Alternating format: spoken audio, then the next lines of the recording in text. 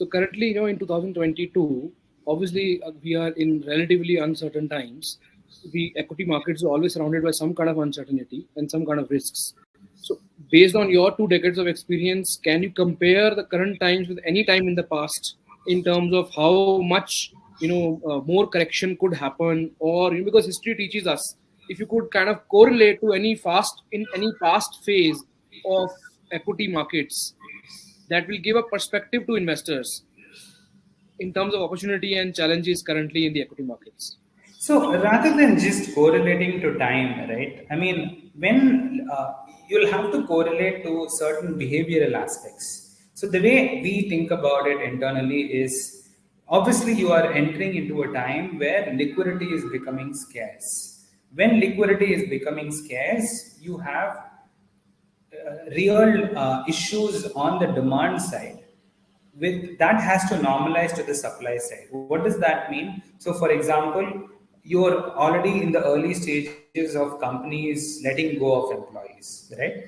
And if the issue is all of the disruptions that you had has been on the supply side, the demand side still has been relatively robust. So if the supply and the demand normalizes over the course of the next 2 to 3 quarters, I think growth will take over. So effectively, what do I want to see? I would see that from the US, there could be another 10 to 15% downside from here. Where will that emanate from? That can emanate from additional Fed being a lot more tighter than what you expect. A lot of companies actually letting go of employees, and as a result of which wage inflation actually normalizes. Some amount of supply chain issues that we are facing, that normalizing, as a result of which the liquidity kind of creates a supply demand mismatch, that what we have today, that kind of rebalances itself. Now, I don't look at this saying that this is a crisis that we are in. It's not like we are in a 2000 like scenario or a 2008 like scenario. Far from it. I still think we are in a normalization driven world. And I think that would take another 2 to 3 quarters the way I look at it.